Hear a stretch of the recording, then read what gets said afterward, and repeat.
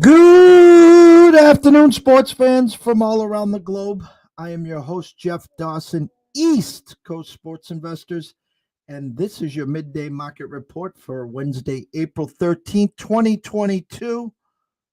Our weekly show with the one and only Mr. Andrew McInnis and McInnis Picks at Wager Talk.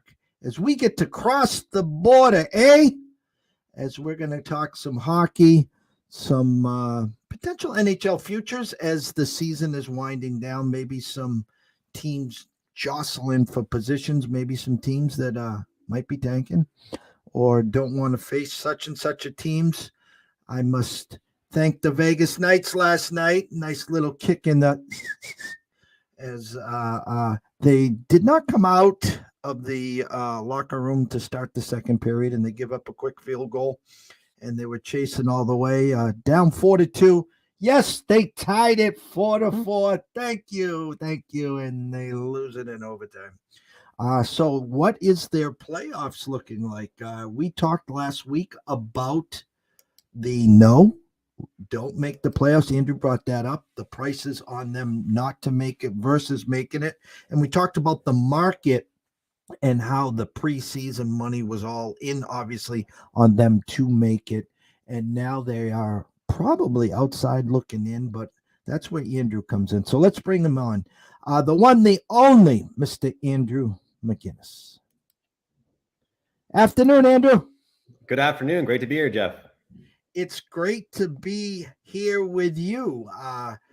It's been a crazy week, I should say, since the last time we talked. I was on one of those heaters, not like you were, but we're on a great NHL heater, and I'll be 100% transparent like we always are. I can't get out of the penalty box. Every team that we're playing is 2 for 3, 3 for 4 on the power play. My guys are just in the box. We don't get those power plays anymore. As I said in the intro, we were on Vegas last night. Kind of funny, the overnight, it was a pick 'em, and then everyone just pounded Vegas, and the opening line was 125, steamed to 130. We got them at 129, and obviously we lose 5-4. How's your week been in the pucks? It has been relatively uneventful and a little bit disappointing. So, like you always are, I'll be transparent as well. When you're on a big run like I was on, and still on a good one. But the funny thing is, every loss you take after that run just feels horrible. And not going to complain about, having, a lot of success and doing very well and seeing the board very well. But once you start to slide, it stings a bit more because you're seeing the board so well, and all of a sudden you're kind of a swing and a miss here, swing and a miss there. And you talk about the penalties and teams being undisciplined. That's what happened to me yesterday. I mean, I was right there with you on Vegas. I had them as well. I had the Pittsburgh Penguins against the New York Islanders. Take a look at both those teams. Undisciplined as far as penalty box goes. Take a look at them on the special teams. Then you look at their goaltending. I mean, let's be honest here. Robin Lehner was not the guy last night that we want him to be. And it was too little too late in the third period. Look, it was a big slate. I'm not going to lie. I got some in-game action. I had a couple bets pre-game, but my two official releases were Pittsburgh and Vegas. 2 games that go past regulation, and you know what happens after that. It's almost like you feel like a college basketball game where dogs go to die. And once you get into the overtime, it's an absolute coin flip. And then the shootout, just forget about it. And you talk about the runs. And for instance, we were on 11-1 heater in the NHL. I don't have my actual numbers right in front of me, but I can tell you we're probably at about 12-6 the last 18, give or take. So I try to stay on the positive side, saying, okay, yeah, we're not 11-1 the last 12, but we are, 12-6 our last 18, which is still profiting. and still doing what we need to do in these lanes. For someone like yourself that had rattled off, I think it was 17 straight. And when you start to get on a heater like this, the spotlight's on you. And we talked about the trolls jumping in and saying, no, that can't be real, Andrew, blah, blah, blah. And then we just hit the mute button. We talk to them very nicely. And if they don't want to talk nice, we put them into a timeout. We tell them to button it, or then hasta la vista, start stepping. Now with you do the same thing. So you're 17-0 the last 17, and then let's just say you're a 1-5 the next 6. Do you still try to explain to everyone, hey guys, we're still 18-5 our last 23? What it's called regression. That's what happens in these lanes. Well, absolutely. And like kind of what we do. And for me at Wager Talk, I always, when I'm on shows and, we're advertising packages, discounts, deals we have, I've talked about it since I met you on this show. Whenever you've given me the chance to mention things like that, I always talk about 3-day, 7-day. It's very rare that you'll hear me coming on here and for lack of better words, promoting one play. And the reason being is just like you said. I mean, I'm going to, want to mention a larger scale, but also you want to mention what yesterday was like, okay? Just like you and I always do. But, you're right, because right now I woke up today, Jeff, frustrated as a hockey bettor. And then I took a look at my last 25 bets, and I'm like, if anybody's mad at you right now, then that's a whole nother problem, So I get what you're saying. I will say this, though. I truthfully think that, and especially the situation I've put myself in, I'm going to be very careful for the rest of April. I've one thing I liked about people I've had on Twitter or clients, they can always respect a pass. And if you're an action person, you want to have action, watch the shows, watch this show. We'll give you some action. But if you want 4 or 5 picks from me every single day, I'm not your guy. Because although I'm young in the industry, I've learned that we're in this to make money. I've got clients that couldn't care less about hockey. They're from the South, never seen a hockey rink in their life, probably. They want to make money. And that's really what it's all about, what we're doing. And I try to explain to that to anyone that wants to listen. Lots of times it's better, the less you know, the better off you're going to be in the long term. So if you don't know the difference from a hockey puck and a soccer ball, that's good. That's okay.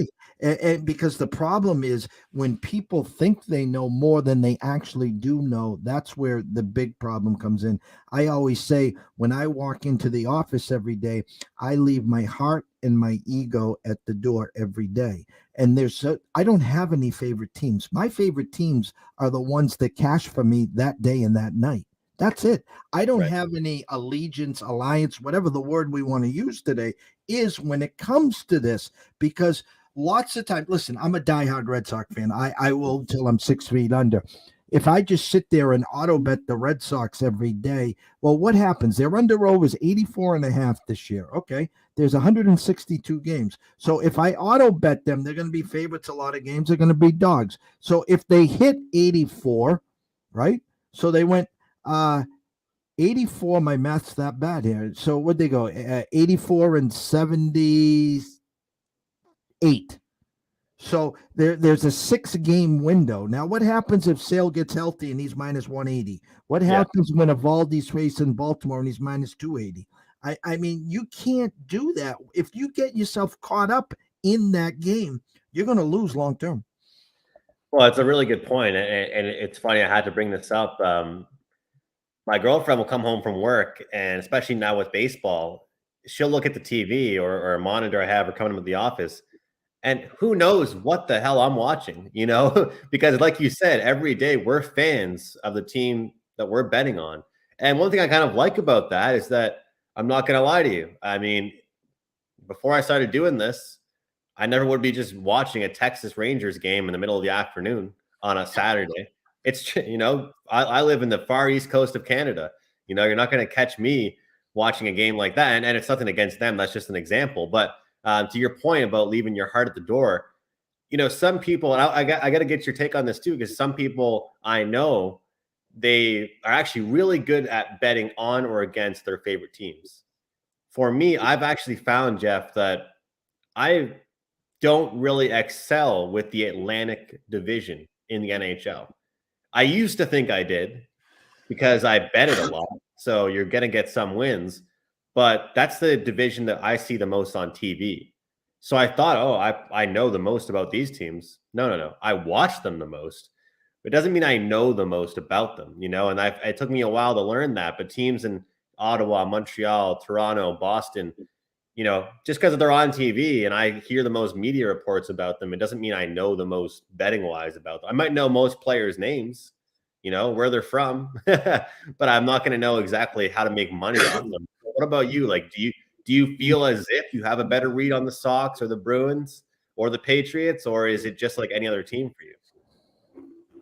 I have to say, open and honestly here, my eyes have turned more to the market and following the numbers. Listen, I watch, like I tweeted out last night on Twitter. I had a picture of I get the Direct TV, the MLB package. So we got 6 games going all on, and I'm at the computer desk and it's background music. So I have the voice on one game. And then if the Red Sox are on, I'll even have streaming them on the radio. So I technically got 7 games going on and I'm listening. Okay, but I'm more as on the second picture, I showed the overnight numbers. I'm already, as people are enjoying last night's games and watching them and at the edge of their seat, hoping that they cash and win, I'm already on to the next day. So for the eye test, there's a lot of people in our lanes that love the eye test. Hey, I was watching not Kendrick Perkins. Let's just throw out a name. Hey, I was watching the Bruins last night and I thought I saw Swayman a little slow with a little hammy. And next time he's out, I'm going to keep an eye on that and maybe go against the Bruins. So sometimes I think it's a hindrance, and sometimes I think it helps. I guess for everyone is different.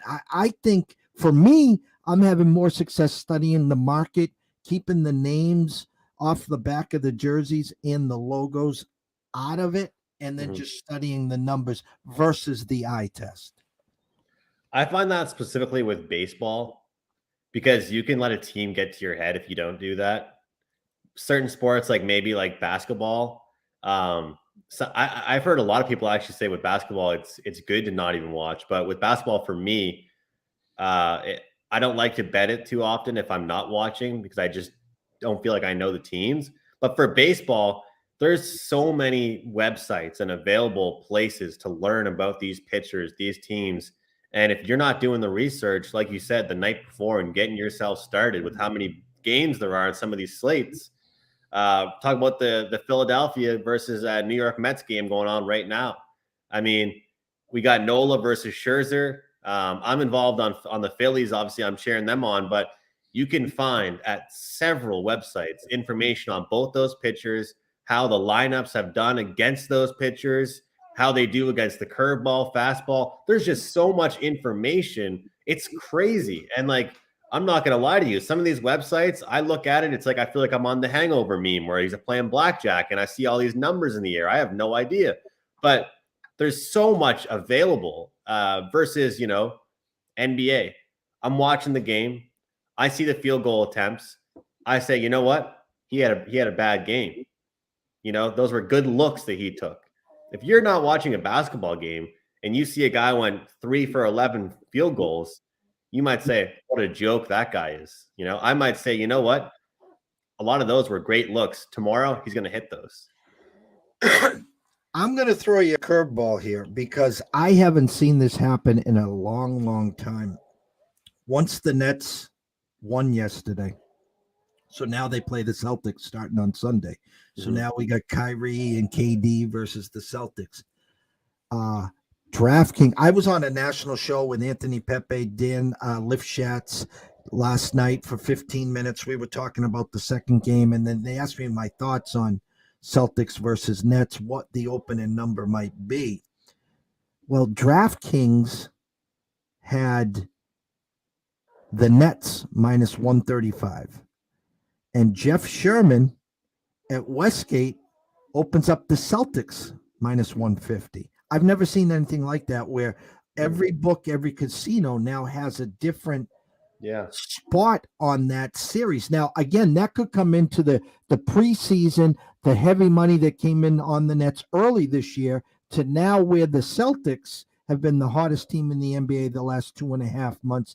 And so a lot of futures could be lying on the Celtics now, not just to win the East, but to win the championship. So if I asked you today, if you had an opportunity to take the Celtics plus 135 or the Nets to take a plus 135 to win the series, who are you taking? I'm taking the Celtics.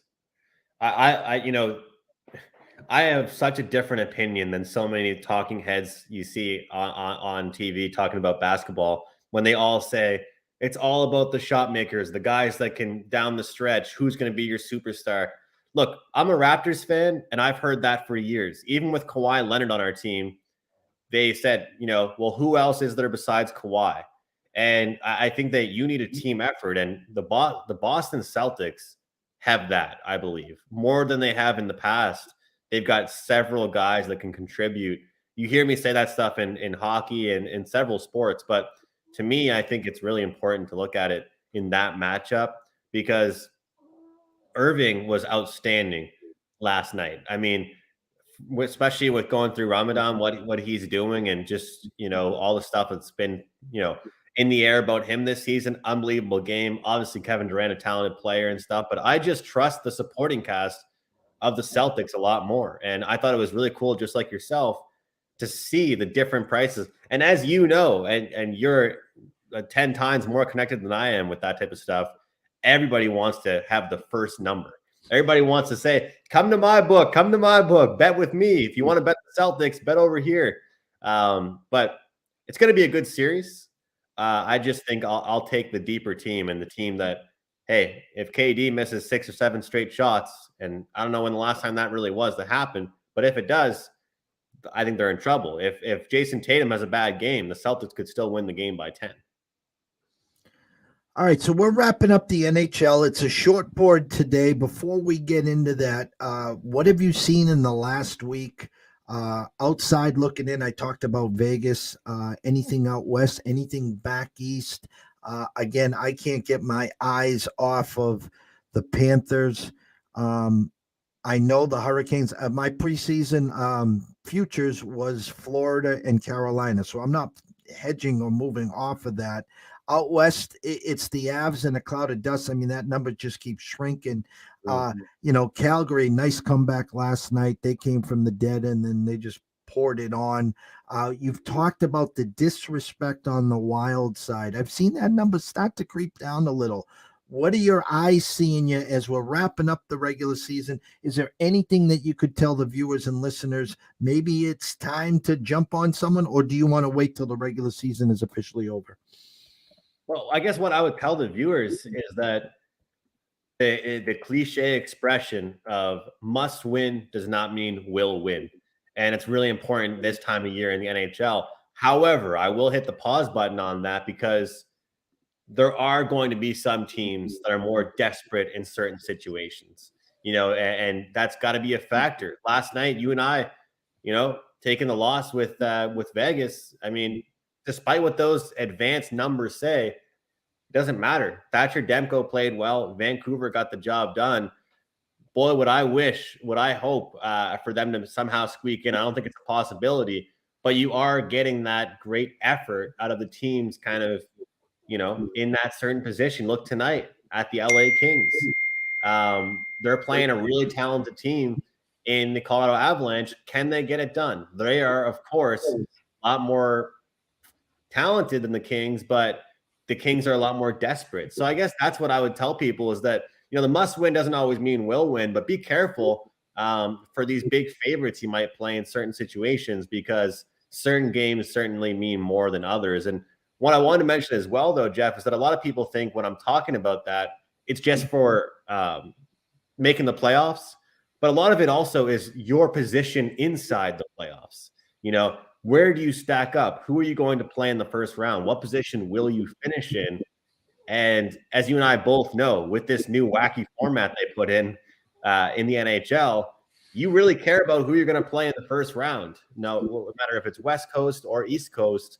Look at the Rangers and Hurricanes right now. That was a big one last night for both those teams, trying to find their spots. But as far as future looks, I think that, again, you take a look at this Minnesota Wild team, but I got to be honest here, a team that I think it's important in our industry to sometimes admit when you're wrong about something, but not just that, have the ability to kind of take a look at it from the odds perspective. And as much as I really like the Pittsburgh Penguins, I also have to say, I mean, the 18-1 on the New York Rangers, if they can continue to get scoring, their goaltending is great, and they have the ability to win low-scoring games. So I have been impressed by them. Out west, I haven't really changed my opinion around too much. But I will tell you, I don't know what's going to change in the offseason with the Oilers, but Canada's West Coast beloved team with the superstars is not looking too great for what they should be. What are your thoughts on them? Yeah, I'm kind of putting them in the LA Laker look, just I love that. I love that. Disappointing because, obviously hockey, come playoff time, there's nothing better. I mean, every shift, every up and down, every shot on net, the oohs, the ahs, and you want to see Connor out there. You want to see him just, like Gretzky used to go right through everyone and go and score, or at least have an opportunity to. I think in the off season, tinker with a few things. You've talked a lot about their back end and their goaltending. We know they have the firepower. I mean, that's not the issue. So if they ever could figure that end of it out, instead of trying to beat people 6-5 and 7-6, it's okay to win, 3-2, 2-1. And when they got that new coach in, they got that initial boost where there was a shutout there. There was a 1-goal game that they gave up. That's where, with that kind of firepower, if you can solidify the back end, I mean, who can stop them? And that's really the thing. I mean, it comes down to defensive hockey. A lot of people are worried about that with the Florida Panthers. They're worried about, do you want a team that has to come back in all their games recently? Do you want a team that has to score 5 goals to win? But the contrarian opinion is, who really cares if they're scoring that many goals per game? I mean, if the other team can only score 3 or 4, then the Florida Panthers don't mind that. But I heard somebody today, it was Teddy Covers from Wager Talk, talking about how in the NBA he planned on looking more towards unders at the end of the season and in the playoffs and these play-in games. How do you feel about that in hockey? Do you feel like that's starting to happen or going to happen soon? I'll tell you what, I wish I was more of a draw bettor. I still haven't convinced myself to be one. I don't know. One day I'll get there. But last night I could have both draws. I could have put a quarter unit on those and, like plus 250, plus 300 on both of them. And you're going to see come playoff hockey, you're going to see the 5.5s. Okay. So that's the Jedi mind trick in my mind, because, as soon as you see a 5.5, the first instinct is to go over, because in your head, 3-3 overtime, you're in. Yeah. 3-2 lead, empty netter. 4-2. Thanks for playing. So I can see a lot of that. I can just know from past history, I get an empty net goal 1 out of every 10. It doesn't matter if they pull the goalie 4 minutes to go. They'll miss the net 3 times. They'll get a penalty or whatever it is. So I see that, though. And it's like the unders in baseball. Someone put up that parlay. I think it was on Saturday. It was one of these, here, grab my beer and hold it. He played 14 unders in baseball for $20, and they all came in. And he won like $20,000 or something stupid like that. So people look for those trends, those angles to start the playoffs. And the same thing's going to happen in the NBA, because they now play defense once the playoffs come. So it gets a little tighter. You're kind of slowing the process down, and it's not just schoolyard basketball. And the same in hockey. The refs are going to let you play. They might dictate the first period, but for the most part, the second and third period, they're going to hold on to their whistle. So you're going to get up and down hockey. And as you know, especially from last year, hot goaltending can take you a long, long way. Yes. I'm hoping to see that hot goaltender next Saturday when I'm at the Bell Center against your Bruins. So I can't wait for that. I've been looking forward to that trip for a little while now. And if Carey Price can return to the Bell Center, it's going to be unbelievable. But yeah, it's all about the hot goaltender. Speaking of hot goaltenders, I know you want to get to some action for tonight, but I one thing I wanted to mention on this show I forgot already was we'll talk about him tonight. And there's my guard dog. But Darcy Kemper, he has been outstanding. I mean, think about what people were saying about him just a short time ago. They were saying that Marc-Andre Fleury should go to Colorado, that they need to pick up a goaltender. Kemper can't lead them to the dreamland. Ever since the trade deadline, it's almost as if Kemper has had a chip on his shoulder. He's been outstanding. Is that your dog making some noises too? That's awesome. Because it heard your dog. So now maybe that's a sign tonight, Keith. That's the sign that the dogs will be barking loud tonight. How's that sound? On a card that I liked favorites too here in the NHL, the dogs are barking. Not a good sign. Not a good sign at all. I'm just going to throw my 2 cents in. I was gifted and blessed on Thursday to go to the Frozen Four. I saw 2 outstanding games. I saw Denver win in overtime, and I saw this Minnesota State team and I didn't know the actual facts that they were 22-1 since Christmas. And I was behind both pep bands. I was behind the Michigan Wolverine pep band, and then I was behind the Minnesota State pep band. So when you get up for the national anthem and the intros, they had the Minnesota State conductor conducting, looking at the flag as he's conducting this way, and the band's playing the Star Spangled Banner, and here's me taking a picture, and I'm on the Jumbotron wearing my big ECSI, and it looks like I'm conducting, but I'm really trying to take a picture of this during the game. But I was just in awe, and I had a lot of questions asked to me. Who's going to win the championship game? Minnesota State was minus 120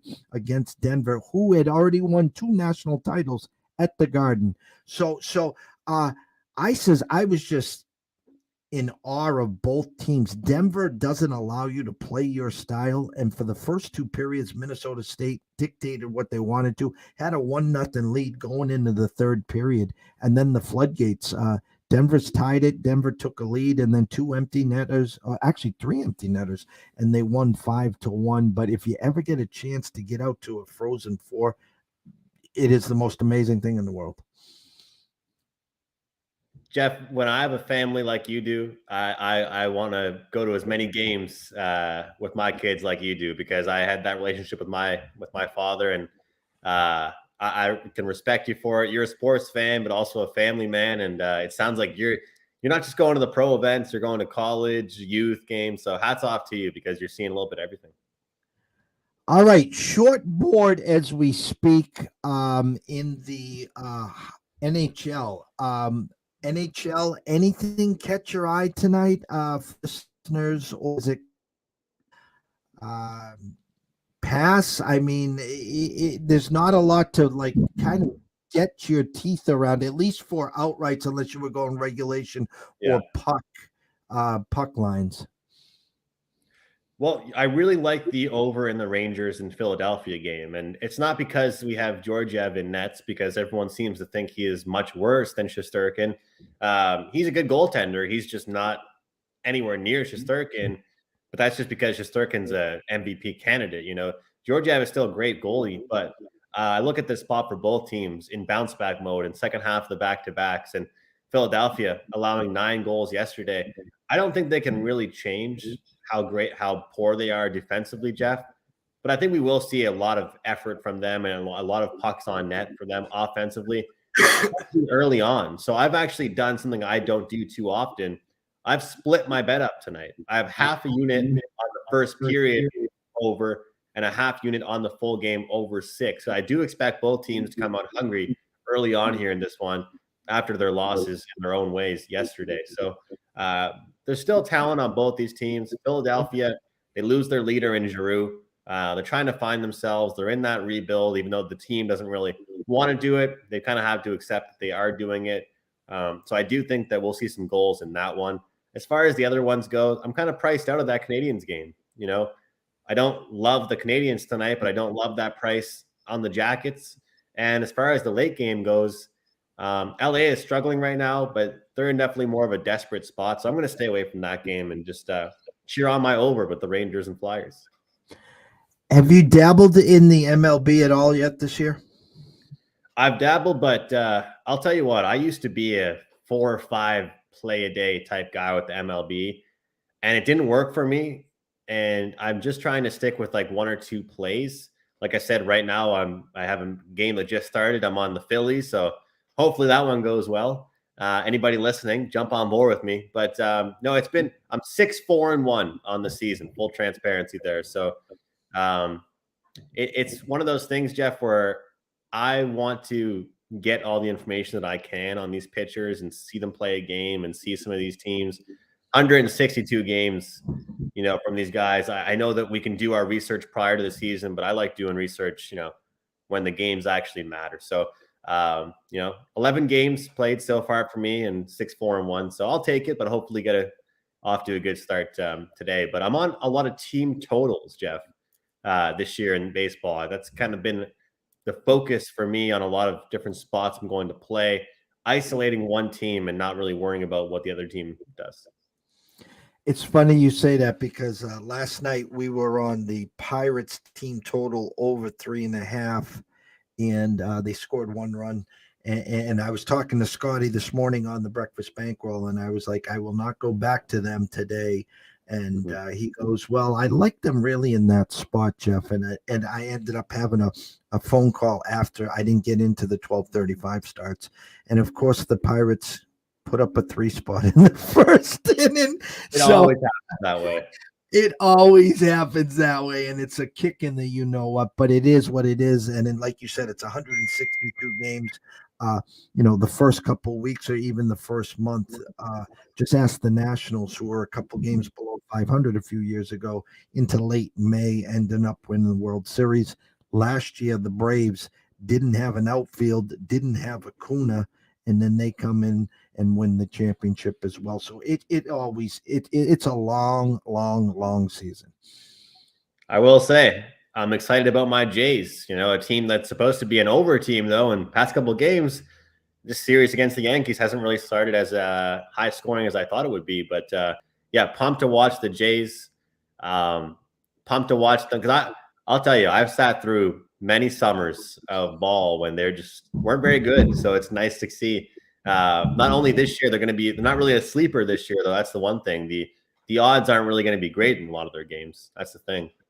No, and it was kind of comical because they opened up, Cole opened up -125 overnight, and they actually posted it at -155. And you're not going to catch your Jays at a bigger price than what they are tonight. So it'll be interesting to see. Berrios couldn't get out of the first inning. So it'll be interesting. I'm expecting a strong bounce back from him, but you definitely are the team to beat in the East this year. Yeah, maybe we'll get to a game together, Jays versus Sox. How's that? I think we can do that. I think we can. They play enough games against each other, so we should be able to figure it out. The scroll has been working now for the last 34 minutes. At McInnis Picks, at Wager Talk, at Sports Mayflower. Jump on over to YouTube, Mayflower Sports. Hit the subscribe button. It's free. Smash the like button. Tell a friend. Tell another friend. Tell your neighbor. This kid is hotter than Satan. Where can they find you, Andrew? Wagertalk.com, wt.buzz/AM is my profile. Right now, we're running specials for the NHL through the playoffs, so it doesn't make sense to grab me for the rest of the regular season. Grab that playoff combo deal and get that as well. Right now, I have a promo I didn't send to you, but it's Mound 3, MOUND 3. You can use that to get 3 days for the price of 1. And as far as it goes for Mayflower Sports, we have our website launching at the end of next month. And we actually have a Blue Jays writer that we have brought on with us. Not somebody, of course, from the Blue Jays, but somebody that's a very good writer and going to be writing articles every single week for us with the Jays, and there's all kinds of great stuff. Hopefully growing with us over there. So things are good. There's no snow on the ground right now, so no complaints from me on the East.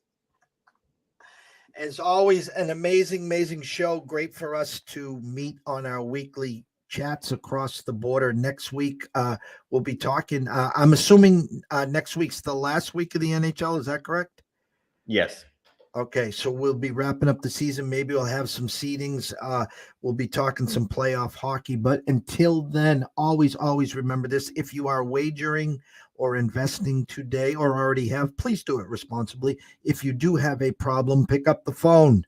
There's an 800 number available. Ask for help. Why? Myself and Andrew care. We want to see you here today, tomorrow, next week, next month, through 2022 and beyond. From myself, Jeff Dawson at EC Sports Invest, from Andrew McInnis at McInnis Picks and at Wager Talk. Come find us. Have a blessed day. Have some fun. Maybe cash a few tickets, and we will see you soon.